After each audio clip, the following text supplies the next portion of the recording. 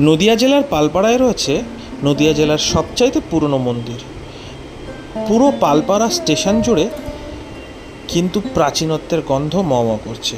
সেই পুরনো দিনের কাঠের বেঞ্চ এবং চারপাশটাও কিন্তু সেই পুরনো দিনের ছোঁয়া লাগা রয়েছে। এরপর আমরা চলে গেলাম নদিয়া জেলার পালপাড়ার টেরাকোটা মন্দিরে, যেটা 1700 খ্রিস্টাব্দের আশেপাশে জমিদার গন্ধর্ব রায় মন্দিরটি নির্মাণ করেন।